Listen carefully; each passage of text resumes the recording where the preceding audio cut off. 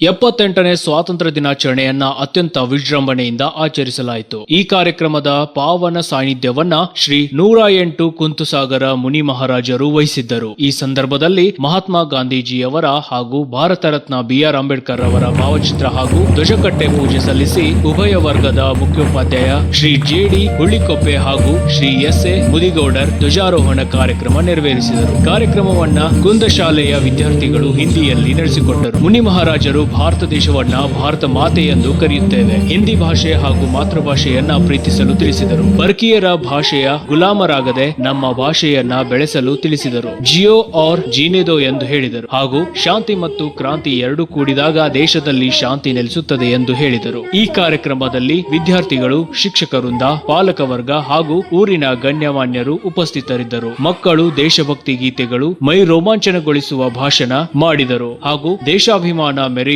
ನೃತ್ಯಗಳನ್ನ ಪ್ರದರ್ಶಿಸಿದರು. Bureau report Kailash Malge, GS5 TV Kannada news, Sadalga.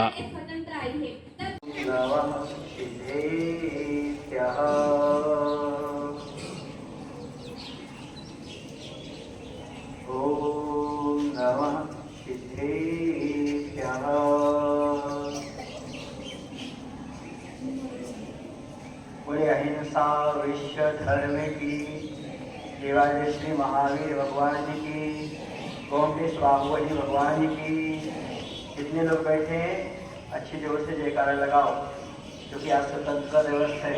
बोले आचार्य भगवान श्री विद्यासागर जी महाराज की।